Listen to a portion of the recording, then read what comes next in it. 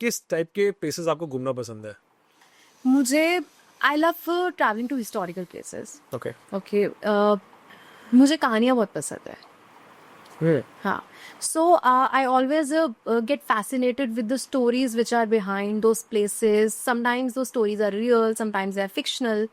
मनगढ़ंत कहानियाँ भी होती हैं. इंटरेस्टिंग. But कहानियाँ होती हैं. And it is always nice to know the significance of places. तो हमेशा इसलिए मुझे historical जगह जाना अच्छा लगता है. Any interesting places you visited which still is etched in your heart and you remember something about that? Any place which you visited back in the day? एक जगह है जिसकी कहानी मुझे बहुत इंट्रीग करी. अच्छा, कौन सी जगह है? So in Karnataka, and as you know, Karnataka is a beautiful state having waterfalls, beaches, mountains. With very and rich heritage. Yeah, beautiful natural heritage. And between that, there's one place which is completely deserted.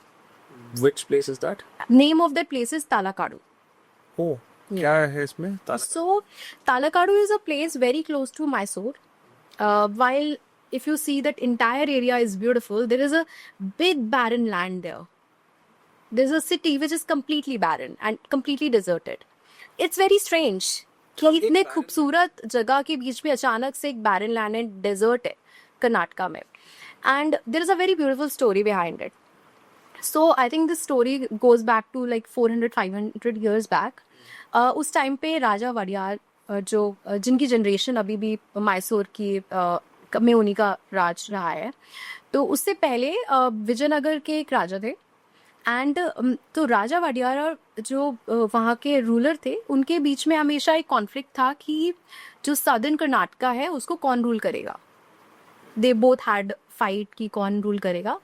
And at one point of time Raja Wadiyar one and captured the area. तो जो राजा जो ruler थे वहाँ के वो नहीं रहे, तो उनकी जो रानी थी, तो वहाँ पे ऐसे कॉन्सेप्ट था कि अगर ऐसा कुछ होता है, राजा नहीं रहता है, तो जो रानी को वहाँ किंगडम के जो भी ज्वेल्स हैं वो रिटर्न करने होंगे. तो जो उनकी जो रानी थी उनका नाम आई थिंक आलम अम्मा बोलते थे उनको. तो उनकी जो रानी थी उन्होंने काफ़ी सारा जो ज्वेल्स थे वो डोनेट कर दिए वहाँ के जो टेम्पल थे उनमें, एंड कुछ ज्वेल्स अपने पास रख लिए. तो जो राजा वडियार हैं उन्होंने अपनी सेना को भेजा वो ज्वेल्स लेने के लिए, तो रानी ने मना कर दिया कि वो ज्वेल्स नहीं दे रहे हैं. तो जो वहाँ उनकी सेना थी उन्होंने उनके साथ थोड़ी ज़बरदस्ती करी कि उनको ज्वेल्स चाहिए. तो ऐसे में रानी वहाँ से भाग गई और वहाँ पे नदी बहती थी और वो नदी में कूद गई. बट कूदने से पहले उन्होंने कर्स दिया और बोला कि जो ये जगह है ये पूरी बंजर बन जाएगी. It will be all deserted. या it use to be a beautiful place, but उन्होंने कर्ज दिया कि ये जगह पूरी बंजर बन जाएगी. और उन्होंने राजा वडियार को भी ये कर्ज दिया कि उनकी जनरेशन में कभी बेटा बेटी नहीं होंगे. They will never have a heir. Yes. And आज तक भी 400 साल की पुरानी बात है. इफ़ यू नो, जो मैसूर का जो भी राजा होता है उनके ऑल्टरनेट जनरेशन्स में नहीं होता. They don't have a hair. So हमेशा हर कोई एक अगर राजा बनता है तो उसको अपना किसी रिलेटिव के बेटे को अडॉप्ट करना होता है. वो अडॉप्ट करते हैं, वो राजा बनता है. फिर वो जो बेटा होता है उनके ऑल्टरनेट जनरेशन्स में बच्चे होते हैं. फिर उनके बच्चा होगा पर नेक्स्ट जनरेशन में अगेन बच्चा नहीं होगा. Then they again adopt and it is been going on from past 400 years. So that story really intrigued me.